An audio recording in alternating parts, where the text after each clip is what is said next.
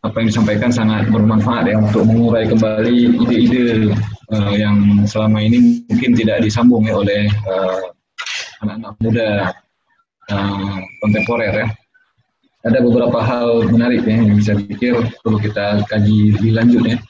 Yang pertama adalah kontribusi beliau untuk menamakan sistemnya bersamaisme itu ya. Apakah yang dimaksudkan beliau dengan bersamaisme ini adalah sebuah sistem ekonomi praktis, ataupun beliau juga sudah menyentuh gagasan ranah keilmuannya. Tapi artinya beliau coba membawa cara berpikir baru untuk mengkaji masalah ekonomi ya. Artinya sebuah disiplin baru beliau coba kenalkan ini. Ataupun beliau lebih mengarah dalam tulisan-tulisannya itu tentang sebuah sistem ekonomi yang bisa diterapkan. Karena kan di awal-awal kemerdekaan Indonesia sebenarnya para tokoh juga sedang mencari-cari sebuah sistem operasional apa yang bisa digunakan untuk menggantikan sistem ekonomi kolonial ya. Nah, Muhammad Hatta menawarkan sistem mengarah ke ekonomi sosialis ya. Kemudian Cokroaminoto juga gitu, sosialisme religius untuk menggantikan sistem ekonomi kolonialis.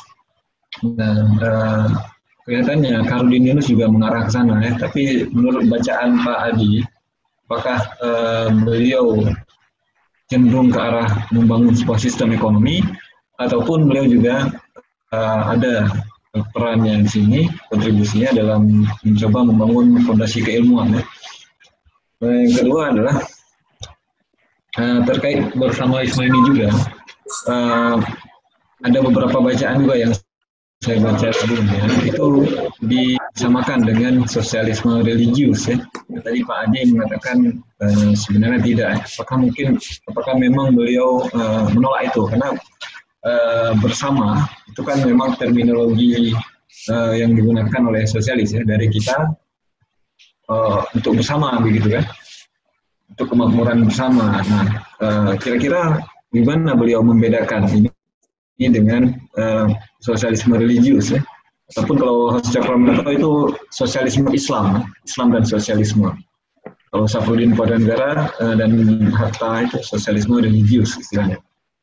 Mungkin demikian ya. Baik, langsung ya.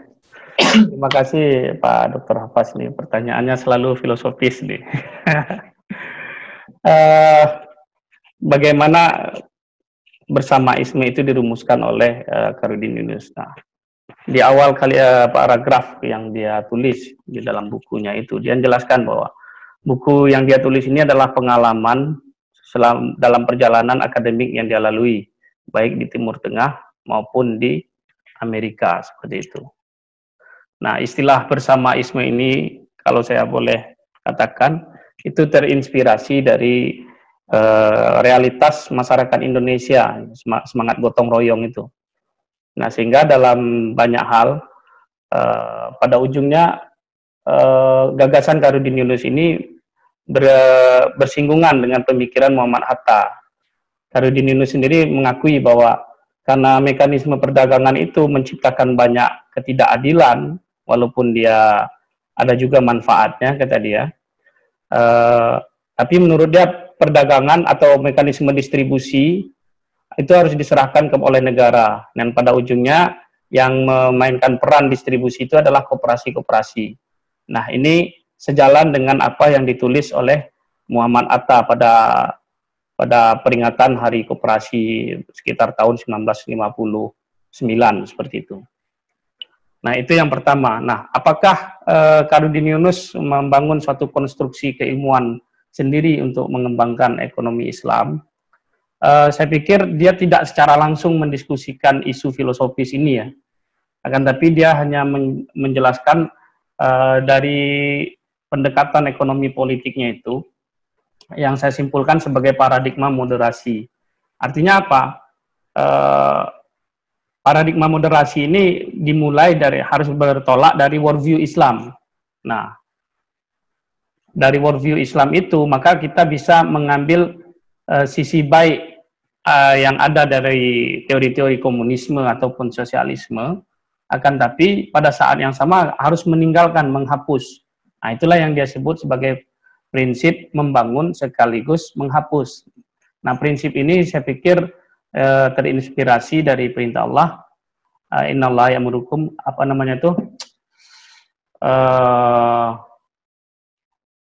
hendaklah kita melaksanakan ta'muruna bil ma'ruf wa tanhauna 'anil munkar. Nah, ta'muruna bil ma'ruf, mengajak pada kebaikan, itu artinya membangun. Wa tanhauna 'anil munkar artinya menghapus. Nah, jadi dari situ ya. Di paradigma moderasi itu harus bertolak dari worldview Islam, kemudian masuk kepada bagaimana membangun sekaligus menghapus. Nah, ekonomi kan ilmu ekonomi sudah berkembang pesat. Jadi kita tidak mungkin juga memulai start dari nol membangun disiplin ilmu yang baru. Nah, oleh sebab itu dengan paradigma moderasi ini yang diawali dengan Al-Quran dan hadis, kemudian membangun sekaligus menghapus. Ini pekerjaan yang harus dilakukan seiringan. Tidak bisa membangun dulu kemudian menghapus, atau menghapus dulu kemudian baru membangun. Tidak bisa seperti itu. Nah, itu konstruksi keilmuan yang diinginkan Khairuddin Yunus seperti itu. Nah, dari sisi metode, Khairuddin Yunus sendiri agaknya sangat fleksibel ya. Dia terbuka bahwa ekonomi Islam itu bisa dilihat secara empiris, juga secara rasional.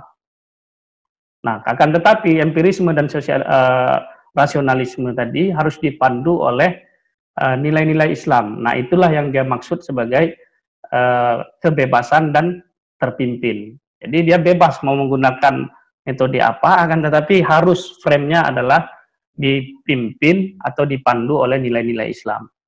Nah, kalau melihat model prinsip-prinsip yang dia kembangkan ini, agaknya ini lagi-lagi sesuai ya, dia menjadi sintesis dari kerangka yang kemarin kita diskusikan antara pendekatan usul fikih dengan pendekatan islamisasi. Nah, seperti itu. Kemudian sosialisme religius. Barangkali istilah sosialisme, kita tahu pada tahun awal kemerdekaan, nah, sebelum kemerdekaan itu sosialisme itu menjadi mesin penggerak ya, boleh dikatakan mesin penggerak terhadap anti penjajahan, anti kolonial. Kita tahu syarikat Islam itu terpecah jadi dua, ada SI merah dan SI putih, yang kemudian SI merah ini berafiliasi ke PKI, akan tetapi mereka sendiri mengatakan apa yang seperti Hos Cokroaminoto mengatakan apa yang ada dalam komunisme itu sudah ada dalam Islam, tapi apa yang ada dalam Islam tidak ada dalam komunisme. Nah, dalam banyak hal kita harus sepakat bahwa logika-logika yang dibangun oleh sosialisme itu bersentuhan, mengandung banyak kebaikan. Akan tetapi menurut Khairuddin Yunus sendiri, sosialisme itu pada ujungnya melahirkan perhambaan terhadap segelintir orang. Kenapa demikian? Karena sumber daya alam, kemudian kepemilikan, semuanya itu diatur oleh negara. Nah, karena diatur oleh negara, pada ujungnya yang terjadi adalah eksploitasi negara terhadap masyarakatnya. Nah, ini kritik Khairuddin Yunus. Nah, walaupun Khairuddin Yunus sendiri dalam artikelnya menolak Islamisme itu menurut dia bukanlah sosialisme, akan tapi dalam banyak hal kita harus akui bahwa dia juga terpengaruh dari perspektif dari sosialisme itu sendiri. Nah, ini saya beri kebebasan orang menilai apakah dia itu masuk kategori sosialisme religius, seperti Dawam Raharjo menganggap Safruddin Prawira Negara itu sebagai orang yang berpendekatan sosialisme religius, seperti itu. Namun yang menarik di sini adalah kalau kita kaitkan dengan konteks demokrasi hari ini, multiple demokrasi, agaknya Khairuddin Yunus ini ingin menyatakan gini loh, kalau kapitalisme itu bisa berkembang, yang dalam bahasa Weber, karena adanya spirit kapitalisme, di Protestan etik and the spirit kapitalisme, artinya nilai-nilai Protestan tadi bisa melahirkan kapitalisme, mengapa ekonomi Islam, dalam pengertian Islam, spirit Islam itu tidak melahirkan Islamisme seperti itu. Nah, ini kan artinya ada gap. Nah, Syahriudin Yunus ingin menyatakan seperti itu. Kita perlu membangun kebersamaan.